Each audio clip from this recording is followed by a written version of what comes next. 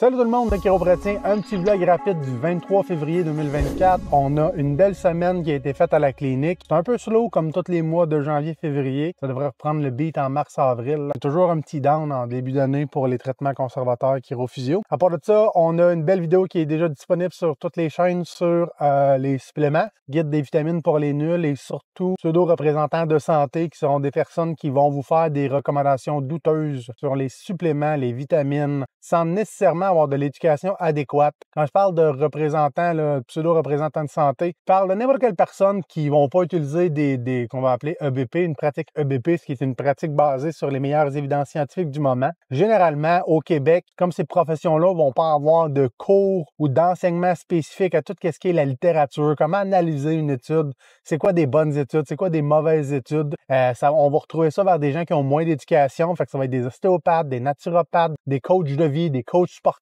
des entraîneurs. C'est généralement eux qui vont toujours rouler dans leurs fausses croyances qu'ils ont appris soit dans un collège ou d'une autre personne qui a fait le même travail. Fait que c'est ça des pseudo-représentants de santé, quoique bien des professionnels comme ça, que ce soit un ostéopathe, naturopathe, coach, qui travaillent dans l'EBP, donc qui se sont formés peut-être après pour reconnaître c'est quoi des bonnes études, pas juste lire le titre, mais généralement quand on est des pseudo-représentants de santé, on va s'amuser à faire des recommandations de santé pour régler des problématiques en donnant des vitamines, des suppléments, etc. C'est une vidéo pour ça, justement, c'est de faire attention avec ce genre de recommandations-là. Aussi, les techniques qu'on peut utiliser avec vous quand on fait des recommandations de vitamines. La majorité du temps, quand les gens vont faire des recommandations de vitamines, ils vont comme utiliser les bienfaits théoriques des vitamines. Fait que, si, exemple, on parle, peu importe, n'importe quelle vitamine, puis je sais pas, moi, une de ces vitamines-là, le but, c'est de travailler sur les protéines, les globules sanguines, des affaires de même. Ils vont essayer de te faire croire que parce que tu en prends plus, tu vas nécessairement booster, améliorer, peaufiner les fonctions de cette vitamine au sein de ton corps, ce qui est complètement de la pseudo-médecine. Si vous êtes en face de quelqu'un puis on utilise des termes comme optimiser, maximiser,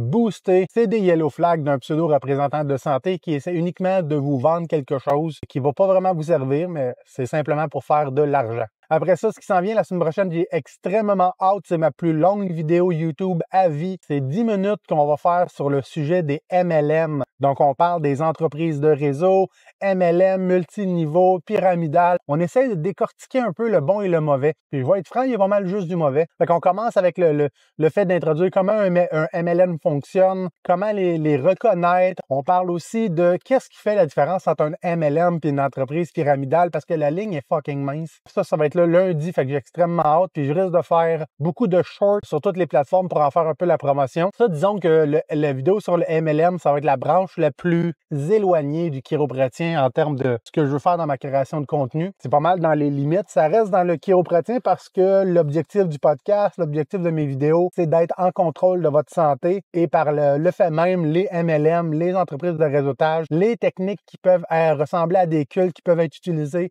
pour vous garder au sein du MLM, pour que vous continuez à payer vos abonnements annuels, que vous continuez à payer vos produits, ça peut s'apparenter à des cultes. La majorité des MLM, ça crée des fardeaux financiers pour les gens vulnérables qui décident de rentrer dans ces projets, dans ces modèles d'affaires-là. Je ne vais pas faire les MLM initialement, c'est comme à réveil secondaire. J'ai une de mes amies qui est kinésiologue. Elle est allée voir une conférence avec des pseudo-représentants de santé qui faisaient la promotion de patchs, de super patchs, des super collants, comme on appelle, là, de santé pour régler une panoplie de problématiques en disant que ce produit-là était miraculeux, on n'a pas besoin de savoir comment ça fonctionne, on a juste à les appliquer et de regarder les miracles. J'ai fait une vidéo là-dessus, mais là, en faisant ma vidéo et en arrivant vers la fin de la vidéo, j'ai réalisé, wow, minute, c'est un MLM cette affaire-là. Ça essaye de recruter des gens, des personnes de la santé pour essayer de légitimer le produit. Fait que je me suis dit, bon, ben, écoute, ce que je pourrais faire, c'est que je vais faire les patchs qui vont sortir après le MLM. Quand je vais avoir fini les patchs, quand les patchs vont sortir, je vais pouvoir référer au MLM pour qu'on puisse continuer notre recherche, notre quête de réponse envers différents sujets qui peuvent toucher à notre santé. Puis cette année, j'essaye le plus possible de faire 2 vidéos ensemble. Donc, la première fait un peu suite à la deuxième, mais la deuxième peut nécessiter la première pour augmenter votre compréhension sur un sujet qui va être connexe. Google semble aimer ça là, quand on n'écoute pas juste une vidéo sur un channel YouTube, puis qu'on continue de vidéo en vidéo. Est-ce qu'on a toujours plus de réponses à nos questions? Fait que ça s'en vient. Ça va être là pour la fin février, début mars. À part de ça, en milieu mars, on a un beau petit podcast avec un physiothérapeute de Montréal. On va parler de bien des sujets entourant la chiropratique, entourant la vieille chiropratique, mais aussi entourant la physiothérapie, les différences vraiment entre la chiropratique et la physiothérapie en 2024. Est-ce qu'il y a des similitudes? Est-ce qu'il y a des best practice guidelines que la majorité des chiropraticiens devraient utiliser en 2024? Est-ce qu'il y a des choses qu'on devrait éviter? Est-ce qu'il y a des sujets adhérents à la chiropratique ou la physiothérapie qui sont peut-être dépassés, que certains professionnels continuent à les utiliser? Fait qu'on parle de tout ça. On va aussi définir beaucoup de termes qui a trait à la vieille chiropratique, que ce soit la subluxation, la dysfonction vertébrale, la connexion avec le système nerveux, des choses comme ça. Fait qu'on va discuter de tout ça avec lui. J'ai extrêmement hâte. Lui, il risque de le mettre sur son podcast qui s'appelle, je pense, je me rappelle plus. Parle-moi santé.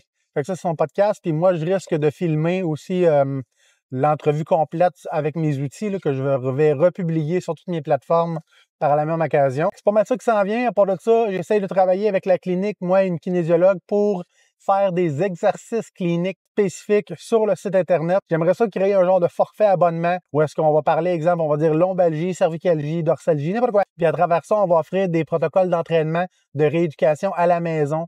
Donc, step by step, des vidéos de 5 à 6 minutes par jour pour reprendre le contrôle de la douleur par vous-même.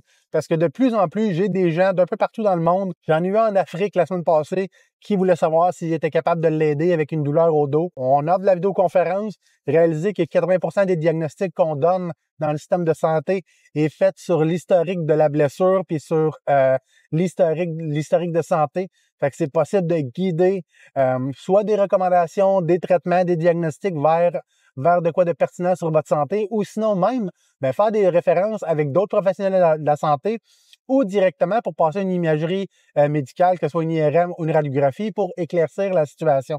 Fait que ça, c'est super pertinent. Puis en plus, à travers le site Internet, on a des beaux exercices pour aider à gérer la douleur step by step, des moins intenses à plus intenses pour renforcement musculaire.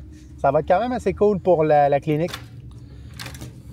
Si vous avez des questions, des inquiétudes, des commentaires ou même des recommandations douteuses d'un pseudo-représentant de santé qui vous est arrivé, écrivez-moi ça dans la section commentaires, parce qu'à partir de la semaine prochaine, on va passer de 1 vidéo par semaine à 3 par semaine. La vidéo normale à tous les lundis qui devient le podcast le vendredi. Le mercredi, on va faire une vidéo réaction et le vendredi, on fait un récap, un vlog de la semaine, du mois, de ce qui se passe en ce moment pour toutes les chaînes Le Chiropraticien.